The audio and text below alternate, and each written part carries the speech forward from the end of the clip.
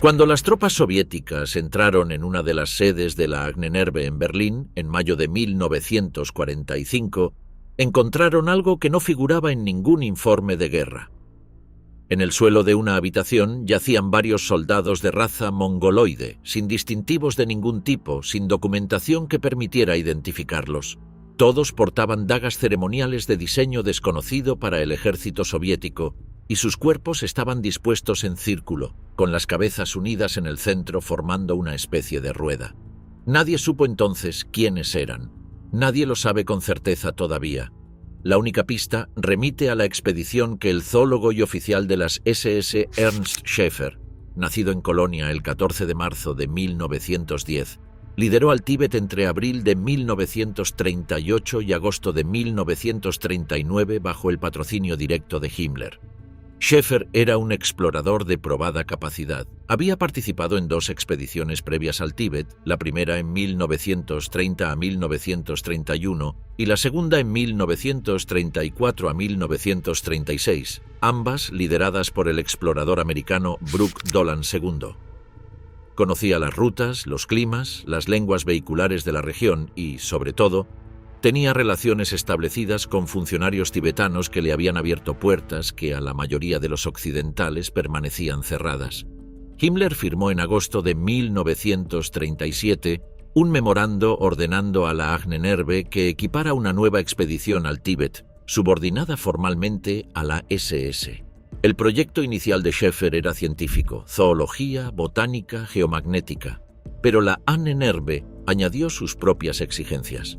El memorando de septiembre de 1937 pedía que la expedición incluyera un geógrafo, un antropólogo, un geólogo, un botánico, un representante de la Welteislehre, la teoría del hielo universal que postulaba que el hielo era la sustancia fundamental de todos los procesos cósmicos, y un prehistoriador.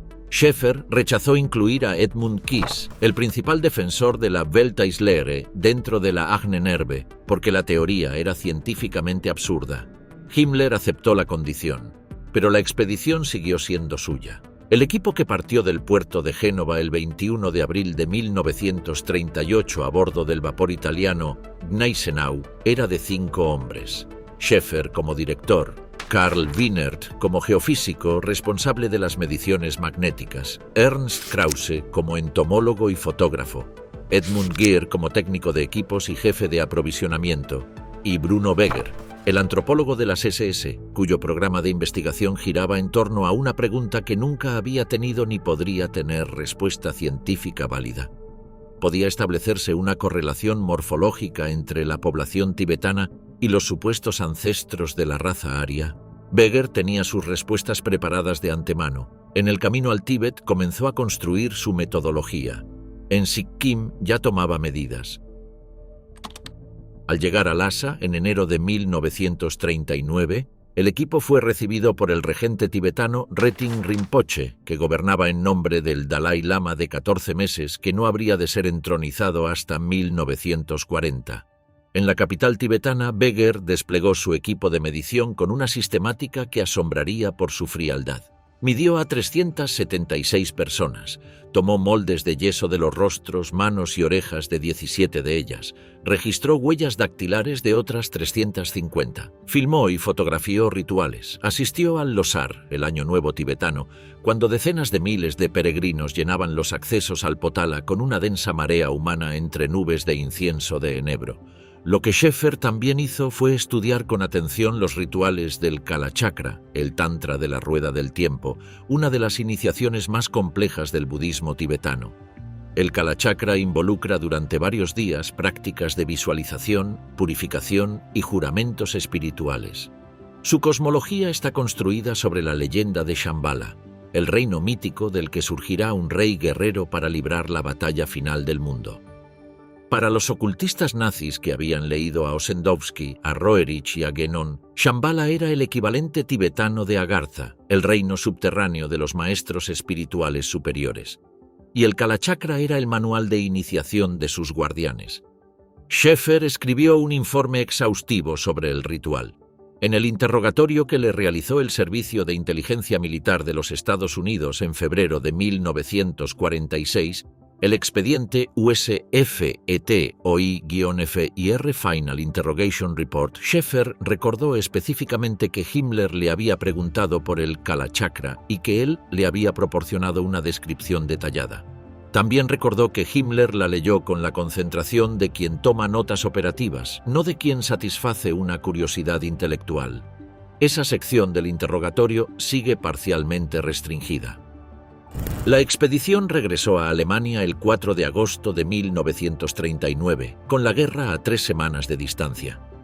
Himmler esperaba en el aeropuerto de Tempelhof con el Totenkopfring, el anillo de la calavera, para entregárselo personalmente a Schäfer. Nombró al zoólogo director del nuevo Instituto de Investigaciones para Asia Interior de la SS, el Forschungsstätte für Innerasien und Expeditionen im Ahnenerbe der SS. En 1943 Schäfer le dio al instituto el nombre del explorador sueco Sven Hedin, que había visitado el Tíbet en 1907. La elección del nombre era una declaración de ambición académica, no de renuncia a las prioridades de Himmler. Lo que ocurrió entre 1939 y 1945 entre el instituto de Schäfer, los rituales del Kalachakra y los cuerpos encontrados en 1945 es lo que no puede establecerse con documentación primaria. Lo que sí puede establecerse con certeza es que cuando los americanos encontraron las instalaciones de la Ahnenerbe al final de la guerra, los registros sobre los materiales traídos del Tíbet, los contactos cultivados durante la expedición y las actividades posteriores del instituto habían sido destruidos o evacuados. Los cuerpos en círculo, con las dagas ceremoniales. No eran soldados de ningún ejército registrado, no eran prisioneros, estaban dentro, no custodiados desde fuera. La formación en rueda, las cabezas unidas en el centro, corresponde a disposiciones rituales específicas de ciertas prácticas del budismo tántrico Vajrayana, el mismo linaje al que pertenece el Kalachakra. El Smithsonian Institute, consultado por investigadores en la década de los 90, no pudo establecer ninguna conexión documental directa. Los archivos soviéticos sobre lo encontrado en las instalaciones de la Ahnenerbe en Berlín permanecen en gran parte sin desclasificar. En el verano de 1931, un joven investigador alemán llamado Otto Rahn llegó al pueblo de Montségur, en los Pirineos franceses, con una mochila y un ejemplar del Parzival de Wolfram von Eschenbach. Tenía 25 años y estaba convencido de que el Santo Grial no era una copa sino una piedra, y que esa piedra se encontraba en algún lugar bajo las montañas del Languedoc. No era solo una obsesión personal. Años después, las SS financiaron sus investigaciones. Montségur fue la última fortaleza de los cátaros, la corriente herética que a principios del siglo XIII dominó el sur de Francia y el norte de Italia con una teología maniquea que rechazaba el mundo material como creación del mal. En 1244, tras 10 meses de asedio por 20.000 soldados de la Inquisición, los 500 supervivientes de Montségur se negaron a abjurar y fueron quemados vivos en el campo que desde entonces se llama Camp dels Cremats. Los archivos de la Inquisición, conservados en Roma, registraban que la noche anterior a la rendición, 4 cátaros se descolgaron con cuerdas por el desfiladero más vertical de la montaña, el Lasset, llevando consigo algo de importancia vital. Las actas nombran a 3 de ellos, Amiel, Alicard, Hugo y Poitevin. Rahn pasó meses explorando las cuevas del Sabartés, al pie de Montségur, guiado por Antonin Gadal, un estudioso local que había dedicado décadas a cartografiar el sistema subterráneo. En su libro La cruzada contra el Grial, publicado en 1933, Rahn describió sus hallazgos con una mezcla de rigor descriptivo y conclusiones no verificables. Himmler lo leyó. En 1935, Rahn fue reclutado por las SS con el rango de Untersturmführer. Himmler había designado en el castillo de Wewelsburg una sala específica para guardar el Santo Grial cuando fuera encontrado. No era una metáfora. Era un espacio físico con un pedestal esperando el objeto. Rahn continuó sus expediciones a los Pirineos con financiación de las SS y publicó en 1937 su segundo libro, La corte de Lucifer. En ese texto escribió que siempre recordaría Montségur y el Grial, y reconoció públicamente que le habría gustado no haber llegado nunca a conocerlos. El 13 de marzo de 1939, las SS publicaron un anuncio en un diario alemán informando que Otto Rahn había fallecido de congelación en las montañas del Tirol. Tenía 32 años. Nadie que lo conociera creyó completamente esa versión. En mayo de 1979, la revista alemana Die Welt publicó por primera vez una versión alternativa que había circulado durante décadas en círculos de investigadores. Rahn habría sobrevivido y continuado trabajando bajo identidad falsa para la inteligencia alemana, posiblemente como Rudolf Rahn, diplomático nazi que operó en Italia y Túnez durante la guerra. Las similitudes físicas entre ambos hombres alimentaron durante años la hipótesis. El gobierno alemán no ha desclasificado los expedientes completos de Otto Rahn. Y el Grial de Montségur, si existió como objeto físico, nunca fue encontrado. En el suelo de una cueva del Sabartez, Rahn había fotografiado en 1931 un panel con símbolos grabados en la piedra que incluían una copa y una lanza. En el poema de Wolfram von Eschenbach, que había guiado su búsqueda, el Grial y la lanza de Longinos aparecen siempre juntos. El mismo panel existe todavía. La cueva puede visitarse. La piedra está allí, lo que significa sigue siendo debatido. En la Navidad de 1944, el teléfono sonó en la casa de los hermanos Walter y Reimar Horten. Al otro lado de la línea estaba Siegfried Knemeyer, segundo de mando del jefe de la Luftwaffe, responsable de los proyectos de aviación más avanzados del Reich. La conversación fue breve. Knemeyer preguntó si podían construir un avión con autonomía de 11.000 kilómetros. Los Horten dijeron que sí. Ninguno de los dos sabía en ese momento para qué servía exactamente ese avión. Walter Horten había nacido en Bonn en 1913. Reimar, su hermano menor, en 1915.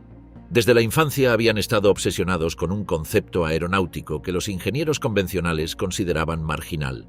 El ala volante, un avión sin fuselaje ni cola, donde la superficie sustentante era el propio cuerpo de la aeronave.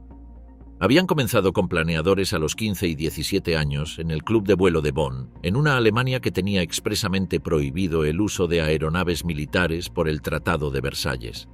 Esa restricción no frenó su trabajo, al contrario, sin la presión de los requerimientos militares inmediatos, diseñaron con libertad absoluta. Sus primeros aparatos llamaron la atención de los ases de la aviación alemana cuando se exhibieron en competiciones locales. Pilotos veteranos que los volaban brevemente salían del asiento con una expresión que sus propios compañeros de escuadrón no habían visto antes, la de alguien que acaba de comprender que una cosa que creía imposible es real.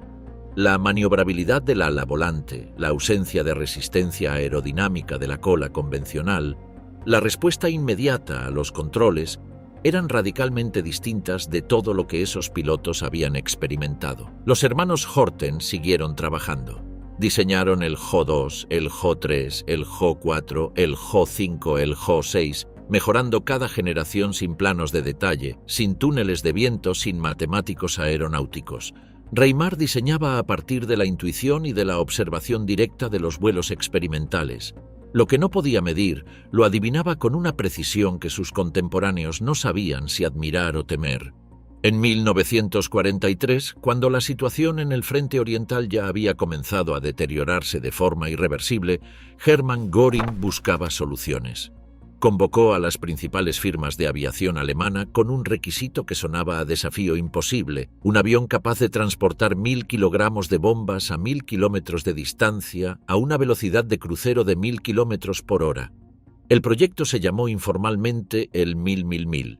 Messerschmitt lo intentó, Heinkel lo intentó, Junkers lo intentó. Los Horten, convocados a la sede de la Luftwaffe, presentaron los bocetos del Jo-9, su ala volante con propulsión de reacción. Göring vio las fotos y se levantó de la silla. «Hacedlo, construid ese avión y dejadme ver si vuela». Entregó media hora después del inicio de la reunión 500.000 Reichsmarks de financiación inicial y salió de la sala sin añadir nada más. El primer prototipo del Jo-9, sin motores, voló exitosamente en 1944.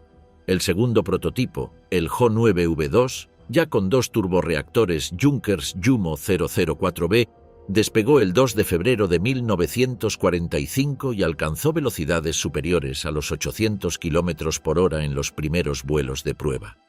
La Luftwaffe, emocionada, dio orden de producción en serie inmediata. El modelo de producción recibiría la denominación oficial HO-229. El fabricante sería Gotha Air Wagon Fabrik, en Gotha, Turingia.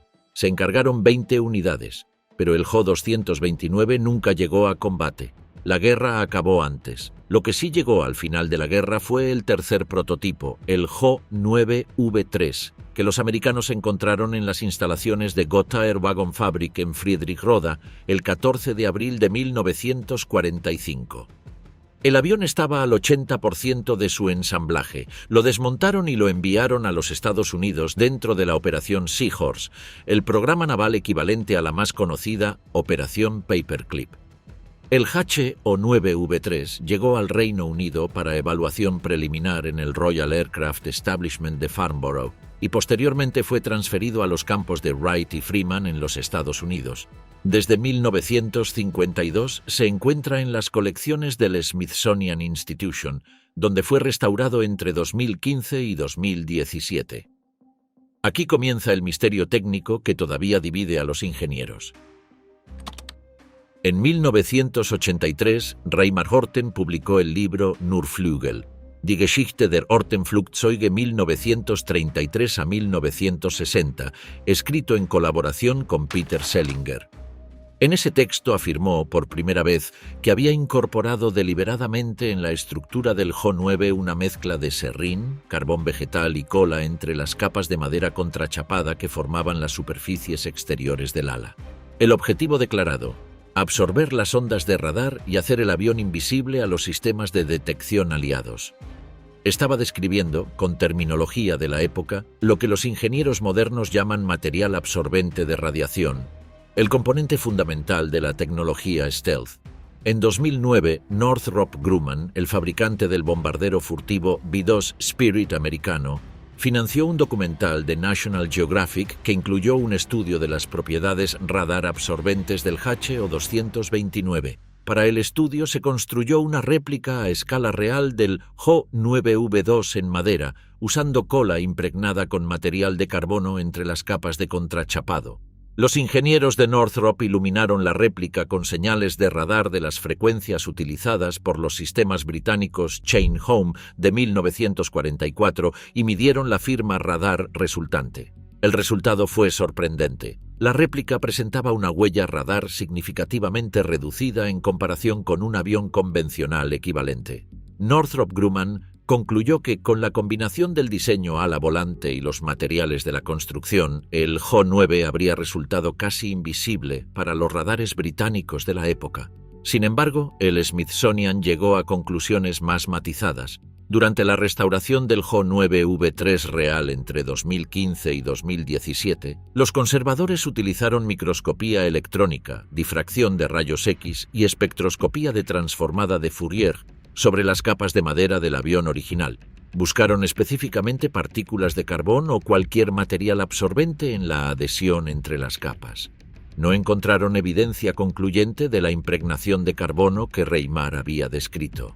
Los análisis mostraron un aumento del constante dieléctrico en la capa adhesiva del borde de ataque del ala, lo que es consistente con un intento de modificación de las propiedades del material, pero la cantidad de carbono presente, si existía, estaba por debajo de los umbrales de detección segura. El resultado final de los análisis del Smithsonian fue inconcluso. No se puede confirmar que el Jo-9V3 original tuviera materiales absorbentes de radar. Tampoco puede descartarse completamente que los hubiera en concentraciones insuficientes para los métodos de análisis disponibles o que los hubiera en el diseño de producción nunca fabricado. El propio Russell Lee, curador de aeronáutica del Smithsonian y autor del libro Only the Wing, Reimar Horten's Epic Quest to Stabilize and Control the All-Wing Aircraft, reconoció que la historia no podía cerrarse definitivamente. Lo que sí está confirmado por el análisis de Northrop Grumman es que la forma del ala volante en sí misma, independientemente de los materiales, produce una firma radar un 20% menor que la de un caza convencional de menor envergadura como el Messerschmitt Bf-109. Un avión más grande, detectado como si fuera más pequeño. En los sistemas radar de la época, ese 20% podía representar la diferencia entre ser detectado a tiempo para ser interceptado y cruzar la pantalla del operador sin que nadie alzara una alarma. En cuanto a la pregunta de para qué servían los 11.000 kilómetros de autonomía del Jo-18, el bombardero estratégico que Knemeyer encargó a los Horten en diciembre de 1944, 11.000 kilómetros es la distancia entre una base en la Europa continental y la ciudad de Nueva York, ida y vuelta sin repostaje. Göring dijo a los Horten en la reunión de febrero de 1945 que necesitaba llegar al continente norteamericano. No explicó qué debía transportar el avión. Los Horten supieron la respuesta meses más tarde, cuando el mundo supo que los nazis habían estado desarrollando investigación nuclear y que los diseñadores del proyecto A9A10, el misil de Nueva York concebido por Wernher von Braun, contemplaban cabezas de guerra cuyo peso correspondía exactamente al de la carga útil que el Jo-18 habría podido transportar. Jack Northrop no respondió la carta que Walter Horten le envió desde Alemania en 1946 solicitando continuar su carrera en los Estados Unidos. Walter murió en 1998. Reimar, que se había exiliado en Argentina, donde diseñó planeadores hasta sus últimos años, murió en 1994. El B-2 Spirit de Northrop Grumman, el bombardero furtivo más avanzado del mundo occidental al momento de este relato, se presentó al público el 22 de noviembre de 1988 en Palmdale, California. Su silueta, la de un ala volante sin cola con una ligera curvatura en el borde posterior, es la misma que la de los bocetos que los hermanos Horten mostraban en los concursos de vuelo de la Alemania de entreguerras. En los registros del interrogatorio que los servicios de inteligencia norteamericanos realizaron al Dr. Ernst Schäfer en 1946, hay una sección que todavía no ha sido completamente desclasificada. Schäfer recordó su primer encuentro con Himmler y describió cómo el Reichsführer SS le preguntó específicamente sobre el Kalachakra, el ritual tántrico tibetano cuya iniciación, según la tradición budista, transforma a sus participantes en guerreros espirituales invencibles. Schäfer dijo que le dio a Himmler una descripción detallada del ritual. También dijo que Himmler la leyó con la seriedad de quien toma notas operativas. El Kalachakra, o Rueda del Tiempo, es uno de los textos sagrados más complejos del budismo tántrico tibetano. Su iniciación dura varios días e involucra prácticas de visualización, purificación y compromiso espiritual. Para los lamas tibetanos, el Kalachakra está íntimamente vinculado con Shambhala, el reino místico del cual, según la profecía, surgirá un rey guerrero para derrotar al mal en la batalla final de los tiempos. Himmler había leído sobre Shambhala en fuentes ocultistas europeas que vinculaban esa leyenda con el concepto de Agartha, el reino subterráneo habitado por maestros espirituales de raza superior. La misión de los Horten a Berlín en 1944 no fue la única expedición tardía del régimen al mundo espiritual. Himmler también envió al coronel Otto Skorzeny, el mismo oficial de las SS que en septiembre de 1943 había rescatado a Mussolini de su prisión en el Gran Sasso con solo 9 hombres en planeadores, a realizar una expedición nocturna a Montségur en marzo de 1944. Lo que Skorzeny buscaba, lo que encontró o no encontró, no ha sido establecido a partir de ningún archivo disponible. La presencia del Kalachakra en el ideario de las SS conecta con otro enigma sin resolver. En la sala de los Obergruppenführer de Wewelsburg, el sol negro tiene 12 rayos. El número 12 aparece repetido en toda la arquitectura ritual del castillo. 12 columnas, 12 pedestales, 12 platos en la mesa artúrica. La tradición del Kalachakra también organiza su cosmología en torno al número 12. Nadie ha podido confirmar si la correspondencia es casual o intencionada. Los diseñadores del castillo destruyeron sus archivos antes de que llegaran los aliados. El 25 de marzo de 1945, el submarino U-234 zarpó del puerto de Kiel acompañado por varios buques, escolta y 3 U-Boots tipo 23 costeros. Era un submarino de tipo Equus B, el mayor que la Kriegsmarine había construido, concebido originalmente como posaminador, convertido después en submarino de carga de largo alcance. Desplazaba 1.735 toneladas en superficie y 2.143 sumergido. Su comandante era el Kapitänleutnant Johann Heinrich Feller, conocido en la Armada por el apodo Dinamita. Su primera y única misión de guerra tenía destino Japón. El barco llegó al puerto noruego de Kristiansand a los 2 días. Allí sufrió una colisión menor con otro U-Boot durante pruebas de snorkel. Fue reparado, reprovisionado de combustible y finalmente zarpó hacia Japón el 15 de abril de 1945. Navegó sumergido a profundidad de snorkel durante los primeros 16 días. Después, cuando Feller consideró que las condiciones oceánicas y la tormenta persistente lo hacían suficientemente seguro, comenzó a navegar en superficie. El cargamento del U-234 pesaba 240 toneladas. Incluía planos técnicos clasificados, ejemplares de los torpedos eléctricos más avanzados de la Kriegsmarine, una bomba planeadora Henschel H S-293, el fuselaje desmontado de un Messerschmitt M E-262, el primer caza de reacción operacional de la historia, equipo de radar de defensa aérea, documentación sobre sistemas de propulsión de turbina y en los tubos de minas verticales del casco, algo que no figuraba en el manifiesto oficial. El oficial de cubierta Wolfgang Hirschfeld describió décadas después, en el libro Hirschfeld, The Story of a U-Boat NCO, publicado en 1997, haber visto personalmente la carga del material más sensible del submarino. Eran aproximadamente 50 cubos de plomo de 9 pulgadas de lado, unos 22 centímetros, cada uno pintado con las letras U-235 en blanco. 2 oficiales de la Armada Imperial japonesa que viajaban como pasajeros, el capitán de aviación Genzo Shoji y el capitán de la Armada Hideo Tomonaga, estaban sentados sobre una caja en la cubierta de proa, marcando los contenedores con caracteres japoneses en papel marrón pegado con goma. El manifiesto de carga oficial los registraba como conteniendo U-Puder, polvo de uranio. A bordo viajaban también 12 pasajeros de alto rango, entre ellos el teniente general Ulrich Kessler de la Luftwaffe, con monóculo y abrigo de cuero hasta los tobillos, cuya presencia convertía al U-234 en un asunto de Estado más que en una operación naval ordinaria. El 4 de mayo de 1945, el U-234 captó transmisiones fragmentadas de la BBC informando de la muerte de Hitler. Al día siguiente, llegaron mensajes directos de Dönitz, el nuevo jefe de Estado alemán, ordenando a todos los submarinos en alta mar que salieran a la superficie y se rindieran a las fuerzas aliadas más próximas. Feller calculó su posición. Estaba en el Atlántico Norte, equidistante de Canadá, el Reino Unido y los Estados Unidos. Eligió los americanos. Los 2 oficiales japoneses, informados de la rendición, pidieron morfina a bordo y se administraron dosis letales. Sus cuerpos fueron entregados al mar antes de que el submarino llegara a puerto. El 14 de mayo de 1945, el destructor americano USS Sutton interceptó al U-234 al sur de los Grandes Bancos de Terranova.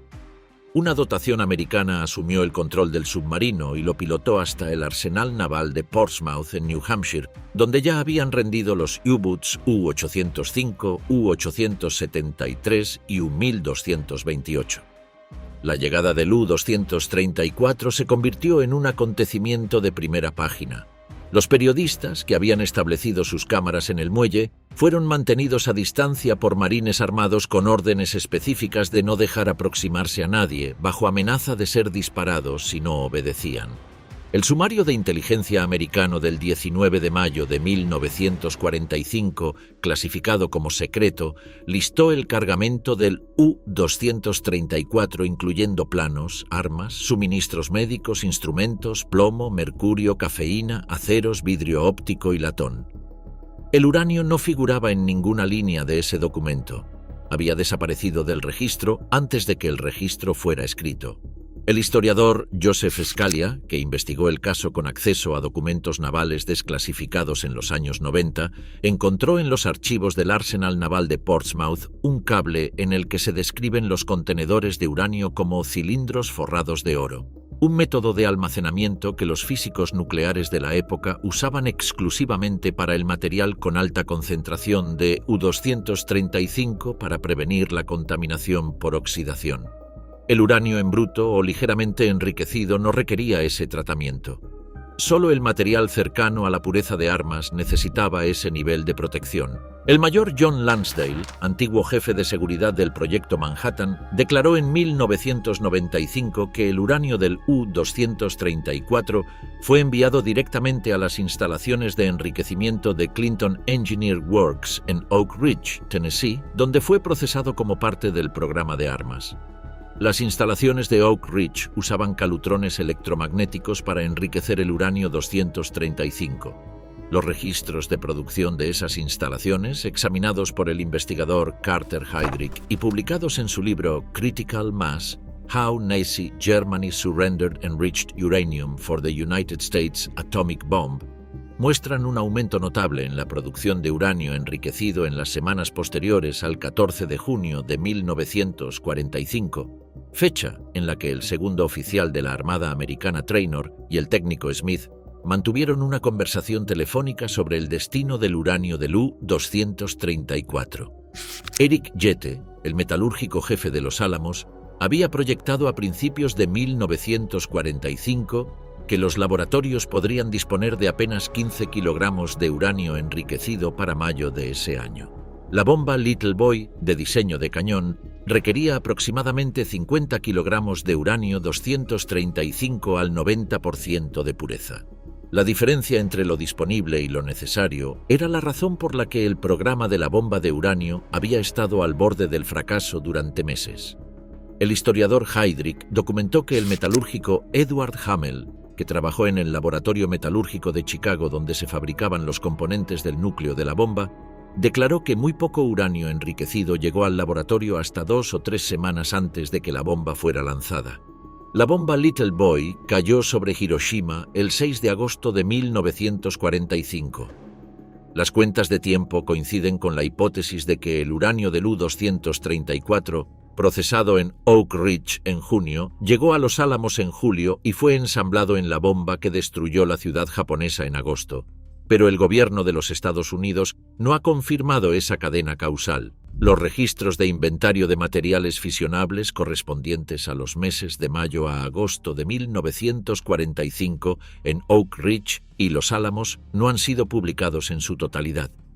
Cuando investigadores independientes los han solicitado en virtud de la Ley Americana de Libertad de Información, el Departamento de Defensa ha respondido que su divulgación causaría un daño grave a la seguridad y al prestigio nacional. Una respuesta de esas características, generada en 1999, más de 50 años después de los hechos, tiene sus propios misterios. El U-234 fue hundido el 20 de noviembre de 1947 como blanco de entrenamiento de torpedos a unas 40 millas al noreste de Provincetown, en Cape Cod. Los documentos clasificados relacionados con su cargamento más sensible permanecieron restringidos durante toda la Guerra Fría y fueron publicados parcialmente a partir de los años 90. De todos los misterios tecnológicos del Tercer Reich, el de la campana es el que más divide a los historiadores entre los que lo toman en serio y los que lo descartan como mitología de posguerra. Y sin embargo, las fuentes no son enteramente inventadas. El periodista e investigador polaco Igor Witkowski publicó en 2000 un libro titulado La verdad sobre el Wunderwaffe, en el que describía un dispositivo llamado Die Glocke, la campana, cuya existencia habría sido mencionada por el general de las SS Jakob Sporrenberg durante un interrogatorio polaco en 1950.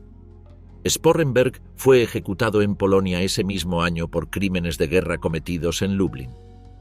Según el relato transcrito por Witkowski, la campana era un aparato de aproximadamente 2,5 metros de diámetro y 3 metros de alto, con forma de campana, fabricado de un metal de características inusuales.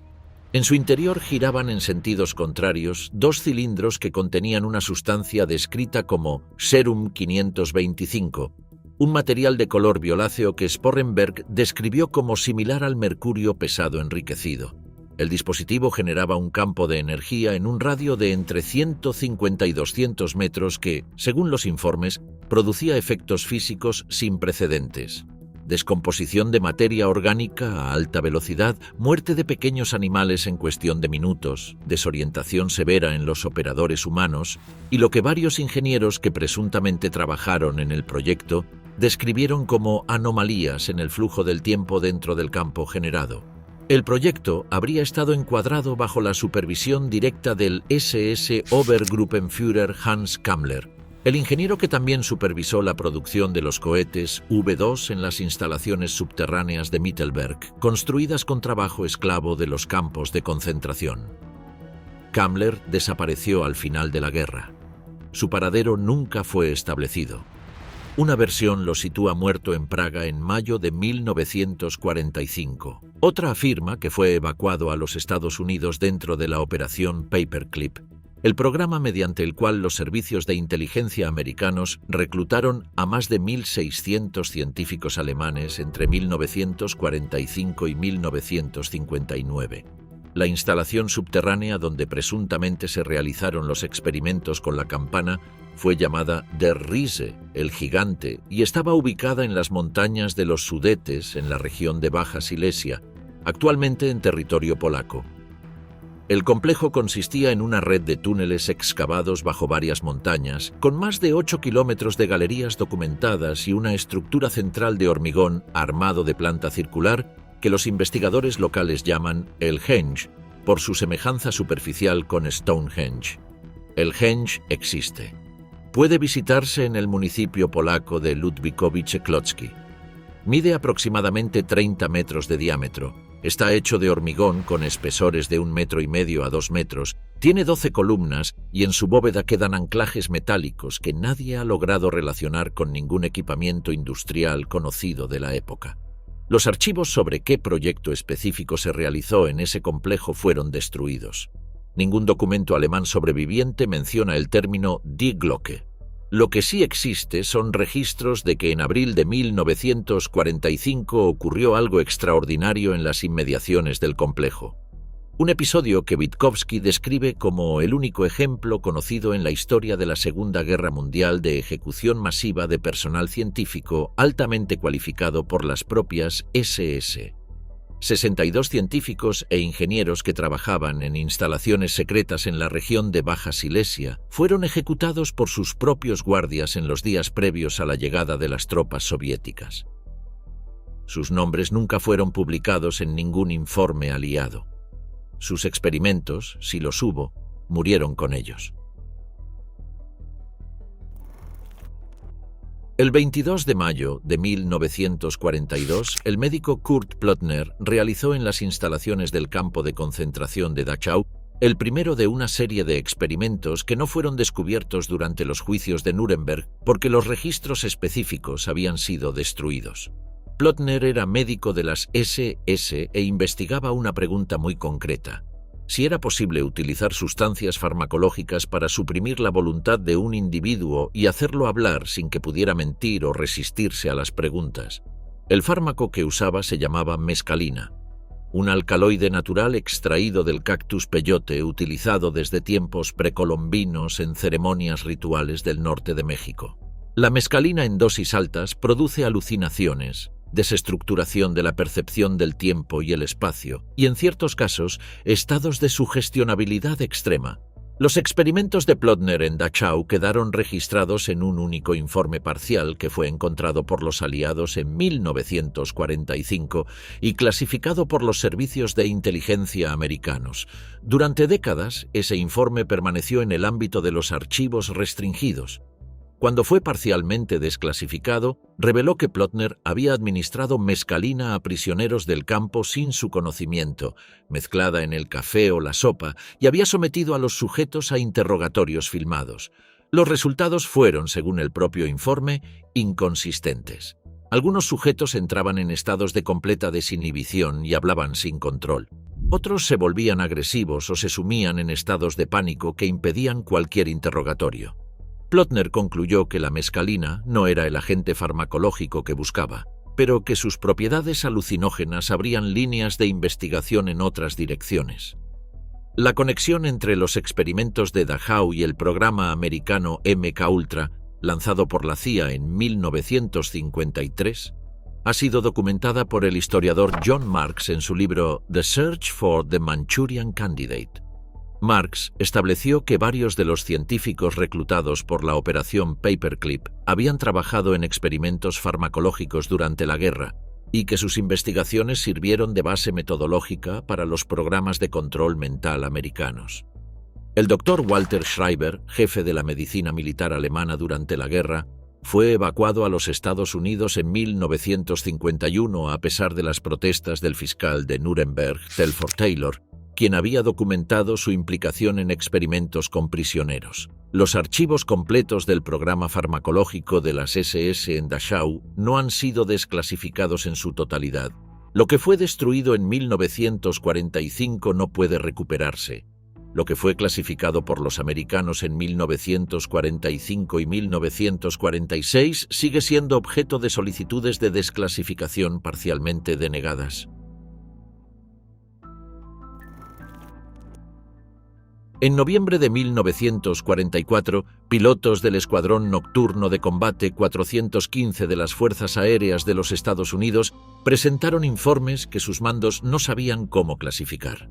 Volaban misiones sobre el noreste de Francia, todavía en zona de ocupación alemana, cuando comenzaron a ver luces. No eran aviones enemigos, no eran bengalas, eran esferas brillantes, generalmente de color rojo o blanco, que se movían a velocidades que ninguna aeronave conocida podía igualar y que parecían acompañar o seguir a los aparatos aliados a distancias variables, sin atacar nunca.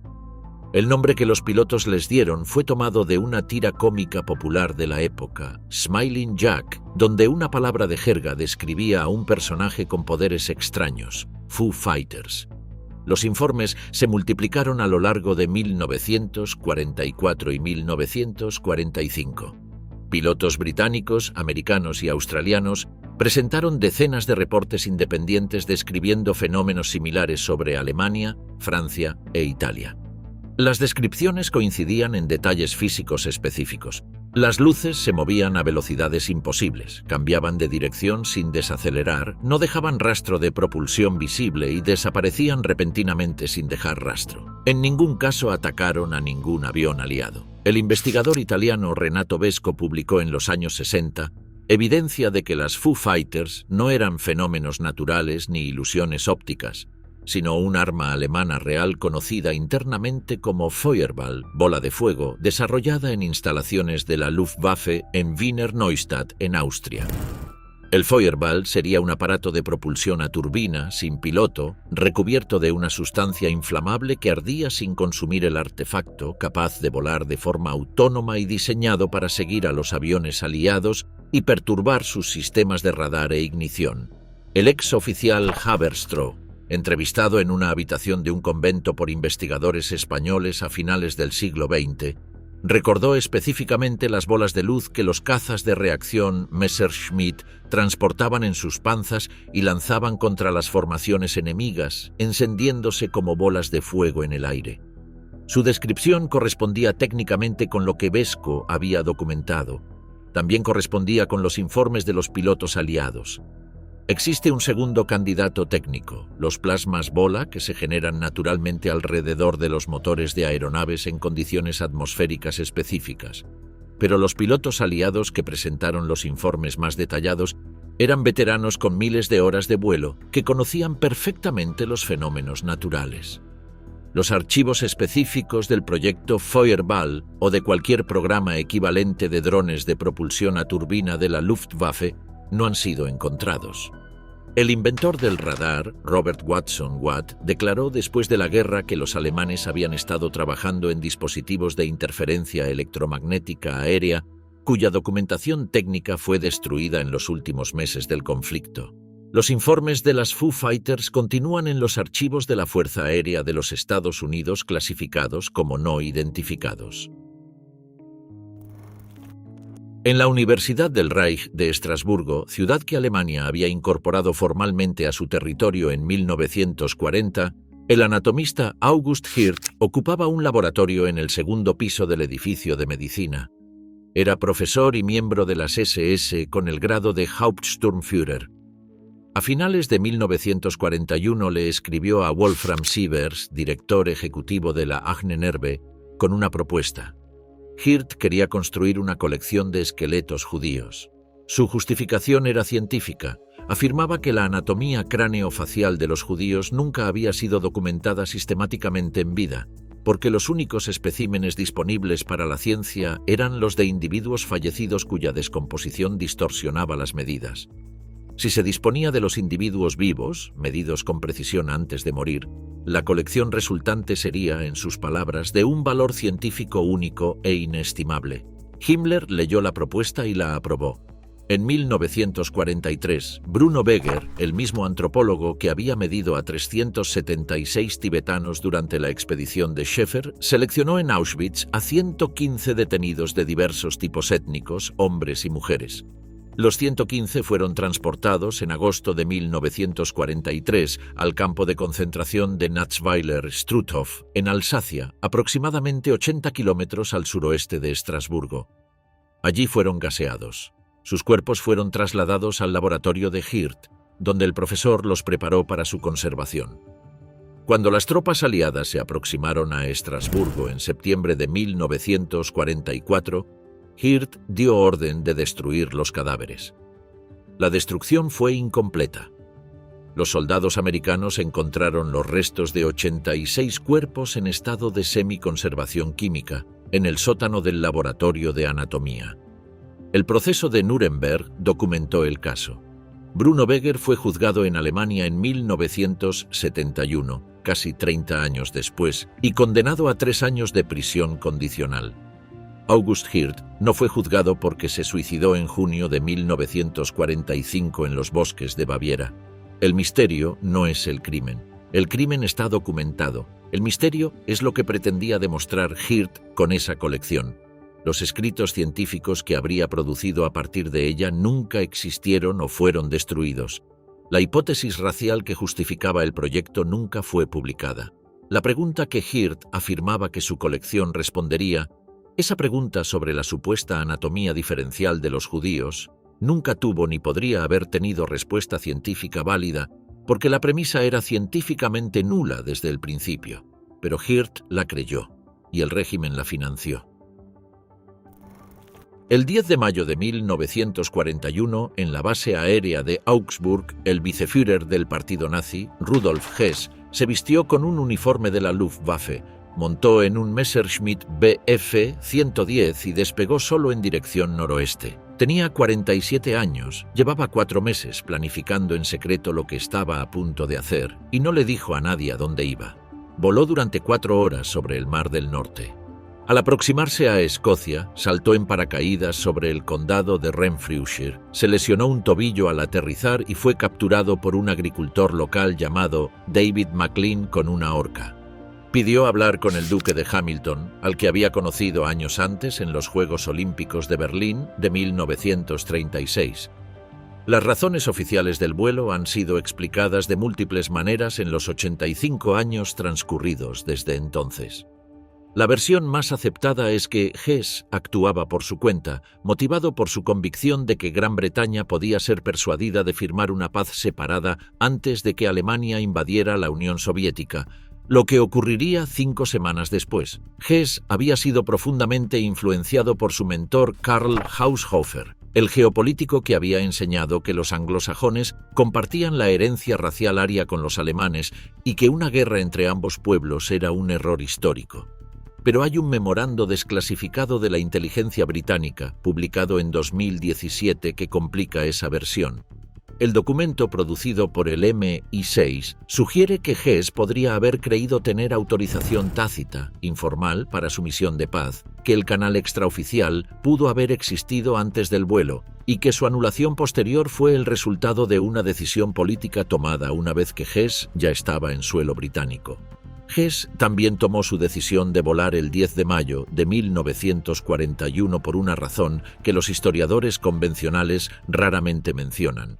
Ese día, según los astrólogos de la corte de Himmler, se producía una alineación planetaria de magnitud excepcional que en los sistemas predictivos que varios altos funcionarios del régimen consultaban con regularidad, indicaba una oportunidad única para una acción decisiva. Hess fue encarcelado en Gran Bretaña, juzgado en Nuremberg, condenado a cadena perpetua, recluido en la prisión de Spandau, en Berlín Oeste, donde fue el único prisionero durante 21 años. Murió el 17 de agosto de 1987, a los 93 años, en circunstancias que una comisión independiente calificó como sospechosas.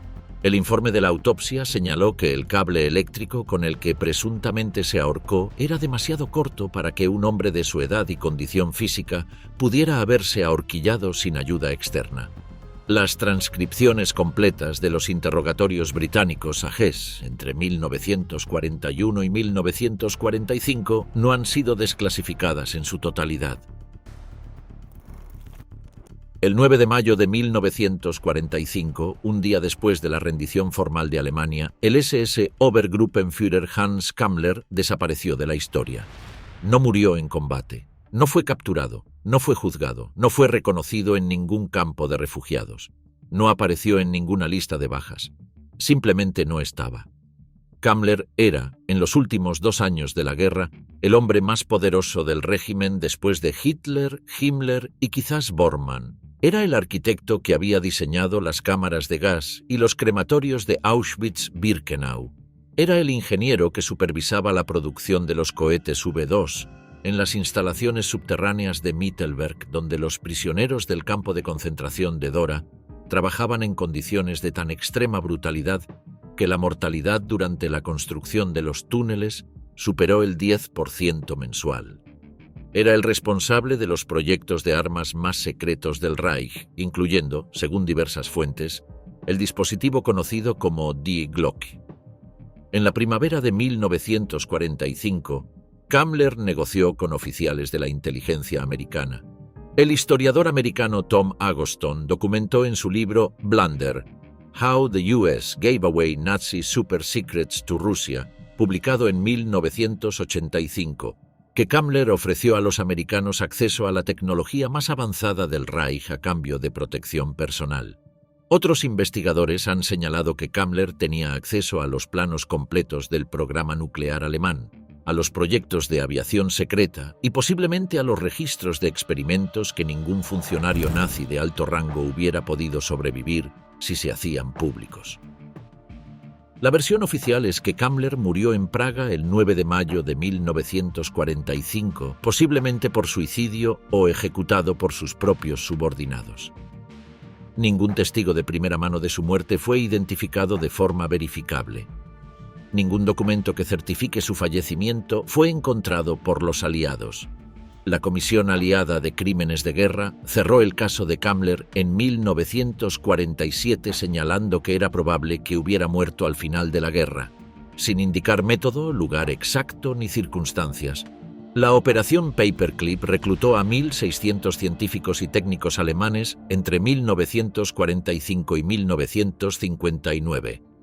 Los expedientes de varios de ellos fueron expurgados antes de su incorporación al programa científico americano, para eliminar menciones a sus actividades durante el nazismo.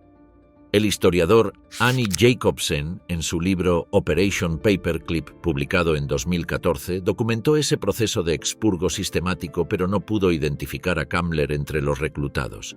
Si Kammler fue a Estados Unidos, vivió bajo identidad falsa hasta su muerte natural y no hay registro de ello.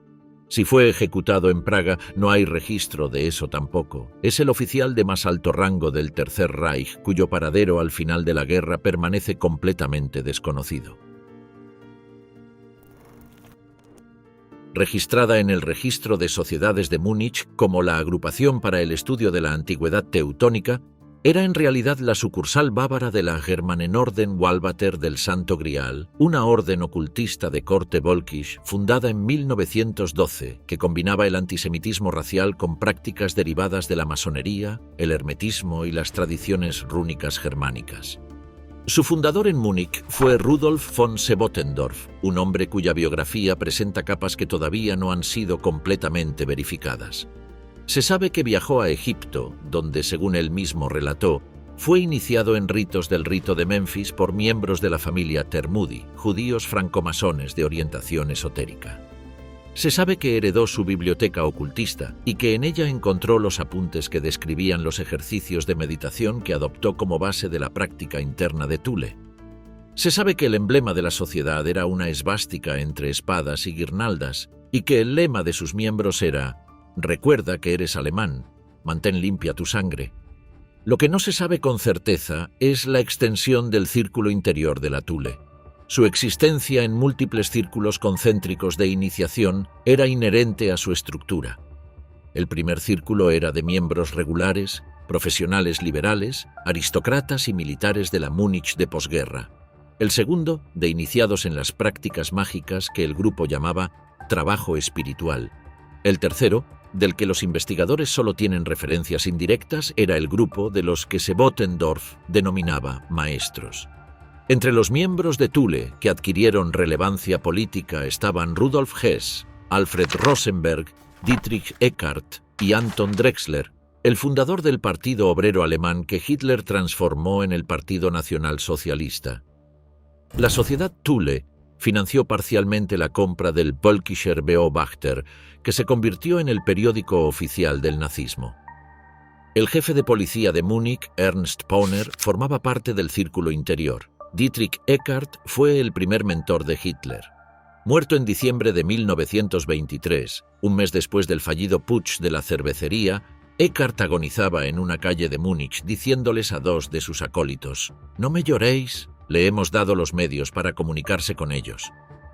No terminó la frase. Los archivos de la sociedad Thule, si existieron como registros formales, nunca aparecieron. Sus rituales de iniciación, según los testimonios fragmentarios que han llegado hasta los investigadores, incluían prácticas que ningún miembro que sobreviviera a la guerra fue capaz de describir con detalle ante ningún tribunal.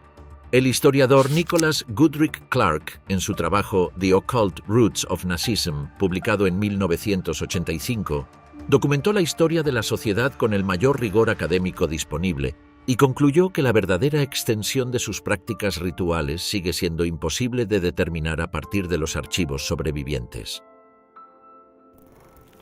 El 5 de diciembre de 1941, 2 días antes del ataque japonés a Pearl Harbor, un convoy militar americano abandonó Pekín transportando una colección de fósiles cuyo valor científico era incalculable. Los restos del Sinanthropus pekinensis, el hombre de Pekín, descubierto en las excavaciones de la cueva de Choukoudian entre 1923 y 1937.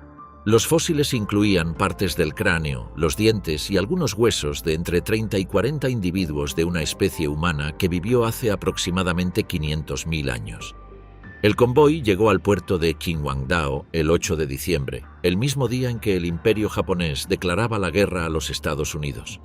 Los soldados japoneses arrestaron a los marines americanos en el puerto. Los fósiles nunca llegaron al barco que los esperaba. Desaparecieron. Nunca han sido encontrados. Los nazis no eran directamente responsables de esta desaparición, pero la Ahnenerbe había mostrado interés activo en los fósiles del hombre de Pekín desde hacía años. Los paleontólogos nazis estaban obligados a interpretar cualquier evidencia fósil en clave de confirmación de la teoría aria, y los restos de Choukoudian representaban una anomalía problemática para sus marcos teóricos. Eran demasiado primitivos para ajustarse a cualquier narrativa de superioridad racial y al mismo tiempo demasiado humanos para ser ignorados. La Ahnenerbe había intentado en 1939 obtener permiso para estudiar directamente los fósiles en Pekín. El gobierno chino lo denegó. Cuando Japón ocupó el norte de China, varias unidades de inteligencia alemanas trabajaban en estrecha coordinación con los japoneses. Si los fósiles fueron interceptados deliberadamente por alguna de esas unidades o si simplemente se perdieron en el caos del cambio de soberanía, es algo que ningún archivo disponible permite establecer. Lo que sí es verificable es que la comunidad paleontológica internacional lleva más de 80 años buscando los fósiles de Pekín sin éxito. Varias investigaciones, incluyendo una realizada en los años 90 con la cooperación del gobierno chino, han rastreado todos los caminos posibles sin encontrar ninguna pista sólida. Los moldes de yeso de los originales, realizados antes de la guerra, son lo único que queda. Decenas de criminales de guerra nazis, entre ellos el responsable directo del Holocausto Adolf Eichmann, Klaus Barbie, conocido como el carnicero de Lyon, y Franz Stangl, comandante del campo de exterminio de Treblinka, lograron escapar de Europa al final de la guerra y vivir durante años o décadas en Sudamérica bajo identidades falsas. Ese sistema de escape fue llamado por los propios nazis Rattenlinien, líneas de ratas. El término apareció por primera vez en documentos de la inteligencia americana en 1947. Las líneas de ratas no eran una organización centralizada, sino una red de redes, con múltiples rutas que convergían en puntos de transferencia específicos. La ruta más documentada pasaba por Suiza, cruzaba los Alpes italianos hacia Génova o Roma, y desde allí embarcaba hacia Argentina, Brasil o Paraguay, con documentos falsificados o legítimos emitidos por la Cruz Roja Internacional a petición de intermediarios que actuaban como contactos entre los fugitivos y los puertos de salida. Los documentos del Comité Internacional de la Cruz Roja, parcialmente desclasificados en los años 90, mostraron que el organismo emitió más de 200.000 pasaportes de viaje entre 1945 y 1951, sin exigir en muchos casos la documentación que acreditara la identidad del solicitante. Los funcionarios de la Cruz Roja admitieron que el sistema fue utilizado sistemáticamente por criminales de guerra. El papel del Vaticano es el aspecto más delicado y menos completamente documentado de las líneas de ratas. El obispo croata Alois Udall, rector del Pontificio Instituto Teutónico di Santa María dell'Anima en Roma, ayudó de forma verificada a escapar a varios nazis. Udall lo admitió en sus memorias publicadas en 1976, afirmando que lo hizo movido por el anticomunismo y la convicción de que muchos de los perseguidos eran víctimas de la venganza aliada. Los archivos del Vaticano correspondientes al período 1943 a 1955 relativos a la asistencia a refugiados de guerra alemanes no han sido desclasificados en su totalidad. La Iglesia Católica abrió parcialmente sus archivos de ese período en 2020, pero las restricciones sobre los documentos más sensibles permanecen. El misterio no es si las ratas existieron, es cuántos escaparon, con qué ayuda institucional, y cuántos de los que escaparon continuaron activos en redes de inteligencia, en programas científicos o en estructuras políticas de posguerra bajo identidades que ningún investigador ha podido verificar completamente. El 13 de octubre de 1918, en un sector del frente belga al sur de Wervik, la artillería británica lanzó un ataque con gas mostaza sobre las posiciones alemanas. Entre los soldados afectados estaba el Gefreiter Adolf Hitler, que quedó temporalmente ciego. Fue evacuado al Hospital Militar de Payswalk, en Pomerania, donde permaneció hasta noviembre de ese año. Lo que ocurrió en Payswalk entre el ingreso de Hitler y su recuperación es objeto de un debate histórico que todavía no está cerrado. La versión que el propio Hitler dejó por escrito en Mein Kampf es la del soldado que, en el hospital, escucha la noticia de la rendición alemana y siente un golpe de iluminación que transforma su parálisis en una misión. En sus propias palabras, recuperó la vista mientras tomaba la decisión de entrar en la política para salvar a Alemania. La recuperación de la visión y la revelación de su destino ocurrieron simultáneamente. El médico que trató a Hitler en Payswalk fue el psiquiatra Edmund Forster, especialista en casos de ceguera histérica producida por el trauma de guerra, que no tenía causa orgánica verificable. Forster aplicó una técnica de hipnosis que en algunos casos conseguía devolver la visión a pacientes cuya ceguera era de origen psicogénico, sugestionate al paciente con la creencia de que tenía poderes especiales que le permitirían recuperar la vista si se concentraba en su misión. El procedimiento quedó registrado en los archivos del hospital. El primer biógrafo de Hitler, Rudolf Olden, escribió en 1936 que no debía sorprendernos la sugerencia de una posible ceguera histérica y que los informes médicos que pudieran arrojar luz sobre el asunto probablemente no serían encontrados.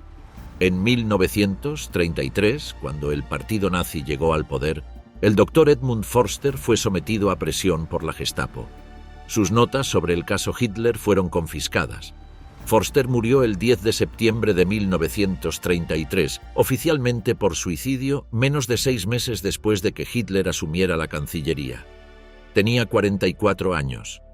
Sus archivos sobre el caso de Pacewalk nunca aparecieron.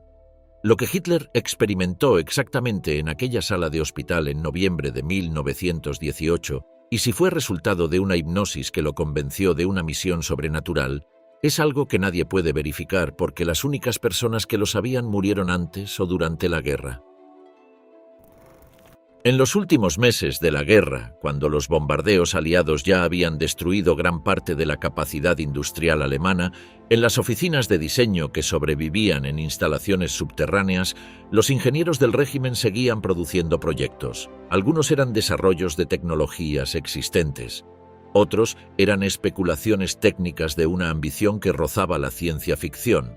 El Sonnengewehr, el cañón solar, pertenecía a la segunda categoría. El concepto fue desarrollado a partir de los trabajos del científico Hermann Oberth, uno de los pioneros del cohete moderno y mentor de Wernher von Braun. Oberth había publicado en 1929 una descripción teórica de cómo un espejo orbital de suficiente diámetro podría concentrar la luz solar y dirigirla hacia un punto de la superficie terrestre con energía suficiente para generar temperaturas de más de 4000 grados centígrados en un radio de varios kilómetros. Los ingenieros de la Wehrmacht ampliaron esa especulación durante la guerra. Los documentos recuperados por los aliados en 1945, específicamente el número de Life del 9 de julio de 1945, describían un proyecto que contemplaba un espejo orbital de más de 1 kilómetro de diámetro ensamblado en el espacio a partir de módulos lanzados con cohetes. El espejo utilizaría sodio concentrado como material reflector. El sistema de guiado lo apuntaría desde una estación de control en tierra. El proyecto nunca pasó de la fase especulativa.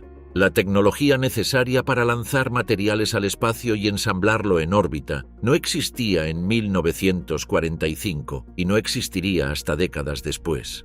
Pero la idea existía. Había sido analizada seriamente por ingenieros del Reich, y los documentos que la describían fueron recogidos por los servicios americanos de inteligencia científica y clasificados. El cañón solar nazi es hoy considerado por los historiadores de la tecnología como un antecedente conceptual de los sistemas de armamento basados en energía dirigida que tanto la Unión Soviética como los Estados Unidos exploraron durante la Guerra Fría. El proyecto HAARP en Alaska, sistema de investigación de aurora boreal con capacidad para calentar la ionosfera, utiliza principios energéticos que los diseñadores del Sonnengewehr de la Luftwaffe habrían reconocido sin dificultad.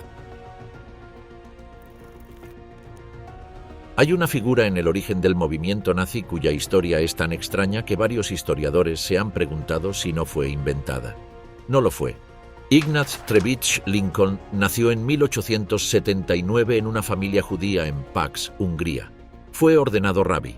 Luego se convirtió al protestantismo. Se trasladó a Inglaterra, fue ordenado ministro anglicano, se casó con una inglesa y fue elegido miembro del Parlamento británico por el Partido Liberal en 1910. Fue el primer diputado de origen judío y nacido en el extranjero en el Parlamento de Westminster. Fue también espía alemán durante la Primera Guerra Mundial, luego espía británico, luego espía americano, luego aparentemente de nadie o de todos a la vez, según con quién hablara.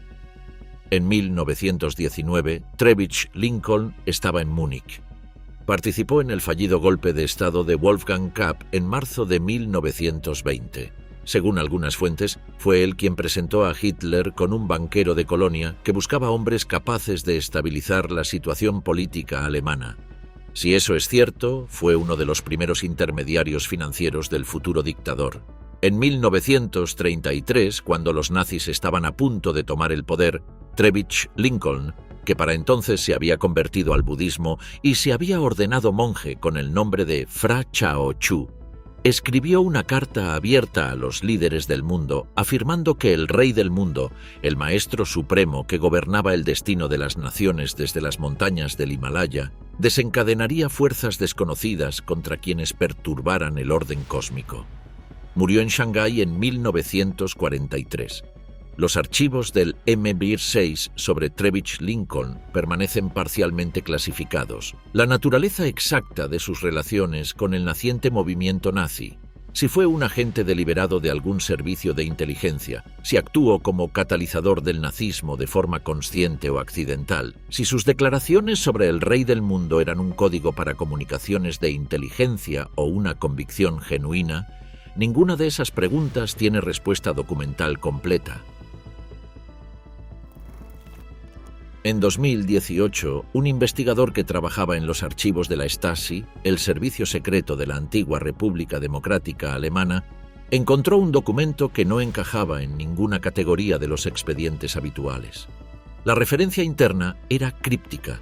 Describía a un prisionero mantenido bajo custodia soviética desde el final de la guerra, identificado en los registros únicamente como Der Gesichtslose, el sin rostro. El documento indicaba que el prisionero había sido detenido bajo autoridad del NKVD, el Servicio de Inteligencia Soviético, y que nunca había sido registrado de forma oficial en ninguno de los sistemas de documentación de prisioneros de guerra.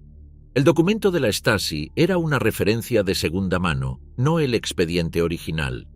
El expediente original, si existía, estaría en los archivos del KGB.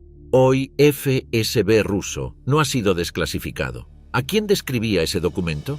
La hipótesis más extendida entre los investigadores que han estudiado el caso es que se refería a un oficial nazi de alto rango cuya identidad política o cuyo conocimiento de determinados programas secretos lo convertía en un activo demasiado valioso para los soviéticos como para revelarlo públicamente, pero también demasiado peligroso para dejarlo en libertad. Los candidatos propuestos son varios. El primero es el propio Hans Kammler, cuyo paradero al final de la guerra es el misterio que hemos narrado en este guión. El segundo es Martin Bormann, cuya muerte en Berlín fue confirmada por análisis de ADN en 1998, pero cuya desaparición durante décadas había generado una cadena de supuestos avistamientos en América del Sur que la CIA investigó discretamente sin resultado verificable. El tercero, y el más especulativo, es algún responsable de programas tecnológicos secretos cuya identidad los soviéticos decidieron mantener oculta para proteger los proyectos científicos derivados de sus conocimientos. El documento de la Stasi fue autentificado por dos grafólogos independientes como producido en la RDA entre 1955 y 1975. Más allá de eso, nada puede afirmarse con certeza. El prisionero sin nombre de los archivos soviéticos es el misterio más ambiguo y potencialmente el más significativo de los que ha dejado el Tercer Reich. La posibilidad de que alguien que sabía demasiado haya estado vivo, prisionero y silenciado durante décadas después de que el régimen que lo engendró fuera derrotado.